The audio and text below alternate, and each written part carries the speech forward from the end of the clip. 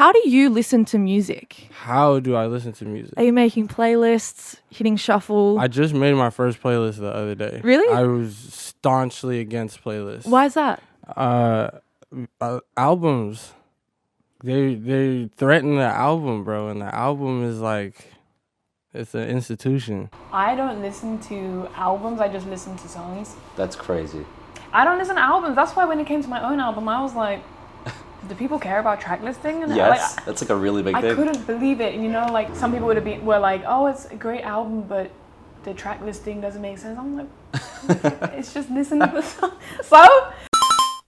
About a month ago, I was talking to my friend Austin about two very different ways of listening to music. Listening to albums versus listening to playlists. Albums are a group of songs presented by an artist in a very specific order with a very specific theme. They've been fine-tuned and ordered in a way that the artist feels fits the album's narrative. And then there's playlists, a group of songs presented by the listeners, oftentimes a group of favorite songs from various artists, or just songs that fit one central vibe. This makes it easy to listen to certain songs from albums while cutting out the fat, or removing certain songs that you'd probably skip. And this could be a product of a lackluster album, or even a shortened attention span. And this conversation is nowhere near new. People have been having this debate for the past few years, and the clips I showed at the beginning are a very good example of that. But in those years of debating, I think we've lost the plot. I think we've forgotten how this conversation even started, where the history came from, and I don't even think we have a clear-cut answer. So I want to really dig into this, partially because I don't have an answer for myself yet, but also because the history of this whole debate is really cool. It spans back about 3/4 of a century and covers the transition from physical music to digital music. And I think there's parts of both sides that people may have forgotten or may just not know. So we're going to do just that. We're going to look at the history behind everything, we're going to see if there's a clear-cut answer, or the week before Thanksgiving, we're going to see if they can just live in harmony together. But before we continue, my name is Henry, I love music, and this is where I talk about it. This video is in some form a follow-up to the video I made about physical music 2 weeks ago, so if you haven't watched that one, I would highly recommend it. But as I'm sure you've guessed from the title, this video will focus a lot more on digital music, but I also make videos about albums, artists, the whole 9 yards, so if you find that really interesting, you should subscribe. I also interview artists. I dropped an interview with Lareezy last week, and I have a bunch more interviews on my page, so you should go watch those too. But without further ado, let's keep going. While you may think the concept and history of the modern day album is pretty self-explanatory, it actually didn't show itself in this form until around the 1950s. Back in the day where our main form of listening to music was physical mediums, they all ranged in sizes, but none of them had the size to hold what we know as a modern day album. Which is why a lot of the music would just be recorded as one song or contained in groups of 3 or 4. That is until the 1940s when Columbia Records invented the LP vinyl record. This allowed for a lot more songs to be put on the vinyl and allowed the artists to expand their creativity. Again, I talk a lot more in depth about the history of physical music in the video I dropped 2 weeks ago, so go watch that one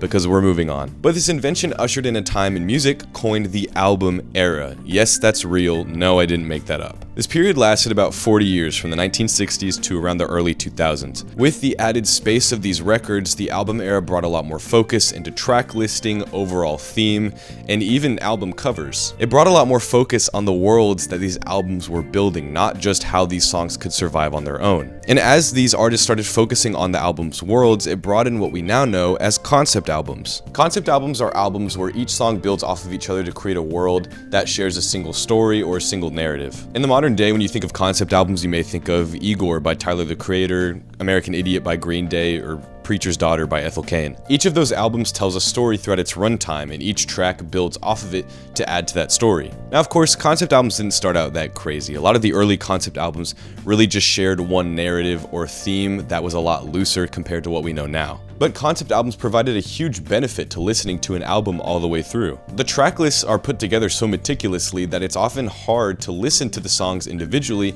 if you just pick them out and put them into a playlist. But even when the songs can survive on their own, the narrative may be completely different than if you were to place it in the track list and add all the context of the story to it. For example, take the song Puppet off of Igor. On its own, this song seems to be about Tyler being in a relationship where he feels like he's being controlled, or maybe even a past relationship that he still feels controlled by. But when you put it in context of the entire album, the past 2 songs were about Igor being so angry that his ex had a new girlfriend that he was going to do very bad things. And this song is him stopping himself and realizing that this past situation still has so much control over him. So while this song can still survive on its own and have its own narrative, you won't get the entire story if you don't listen to the album. And it's not just concept albums that this is true for. There are plenty of albums where the tracklist flows so smoothly that it's hard to listen to the songs individually. Songs in the Key of Life by Stevie Wonder is not a concept album, but in my opinion, it's hard to pick all the songs out and just listen to them individually. They all work so smoothly together that just like,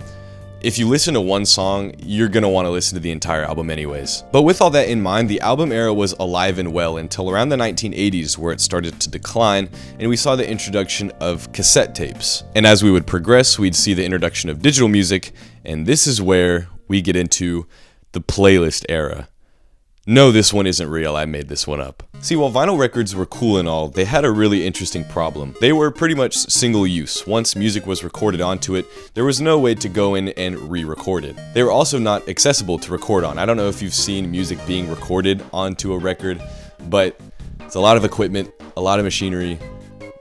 People don't really just have that lying around. Now enter the cassette, a much smaller, much more compact, and much more reusable way to record music onto. So easy, in fact, that people started making their own albums. They started taking songs that were already released, putting it onto it, and giving it to their friends. The tracklist, songs, artists were up to the listener's discretion, and they were called mixes. But I want to make something very clear. For the sake of this video, I want to make a very important distinction. When I talk about mixes, I'm not talking about mixtapes. Mixtapes also started showing up with the rise of cassettes because of how easily accessible they were, and were a very huge hand in the rise of hip-hop. But the reason I'm making this distinction is because mixtapes were fully original projects. Whether they were live recordings, freestyles, or just fully produced songs, these were fully original in their own right. Whereas when I talk about mixes in this video, they were just a conglomeration of songs that were already out and released by other artists. So that being said, when I talk about mixes, not talking about mixtapes. Unoriginal, original. Cool? Cool. Sorry, a bit of a long tangent, but I think it's important. Another reason that mixes became so popular with the rise of cassettes is that cassettes made it really easy to skip through songs on an album. With vinyl, you'd have to pick up the needle, move it to around where you thought the next song was, put it down, and if you got it wrong, you'd have to do it all over again. Cassettes, however, you just press the fast forward button, wait until you hear the end of the song, and then press play again. Problem solved. Because of this, when people would return to songs over and over again just by skipping it, they thought it was easier to put it on to a completely separate thing with a bunch of other favorite songs. And as progress was still moving, more things were being developed. And with the introduction of CDs, this became even easier. CDs and computers were like Luca and Kyrie when it came to how good they were at creating mixes. They were easy to use, easy to operate, CDs were often rewritable, and they had a lot more space than cassettes did. But before we got to the streaming age, there was one more thing that was introduced that made creating mixes and playlists so easy. Piracy. Yeah, stealing was the final piece of the puzzle that made these mixes so popular and so common. The founding of the internet introduced services like Napster and LimeWire. These were services where people would upload MP3 files of songs and you could download them straight from the website. And what drew people to it? It was free. It was literally just stealing. Now, could you brick your entire computer with ransomware just because you wanted to download a John Mayer song? 100%. But it was free, so I would take that chance. But these services, along with other illegal music downloading websites, created a huge market for playlists and mixes. With how cheap CDs were, people could record tons of their own mixes with just whatever songs they wanted. Which is why I think moving into the streaming age, playlists have still been so important. Spotify's homepage is like 80% playlists, whether that's New Music Friday or just a random word that they decided to attach a vibe to. Like, who comes up with this stuff? Who names these playlists? I need to be in that room. Now, I don't want this section to sound like I'm just completely dissing playlists, because I'm not. I listen to playlists like 85% of the time when I'm listening to music. When I'm driving, I'm putting on a playlist. When I'm in the gym, I'm putting on a playlist. The only time I'm not is when I'm listening to new music or when I just really want to listen to a full album. And a lot of people feel this way. Playlists wouldn't exist if there wasn't still a need for them. It's really interesting, isn't it? It seems like our attention spans have gotten a lot shorter, and that it just is more enjoyable to listen to select favorite songs from albums and not have to listen to the entire thing. So now that we're actually pitting the two against each other, which one's better? Spoiler alert, there's not a clear-cut answer.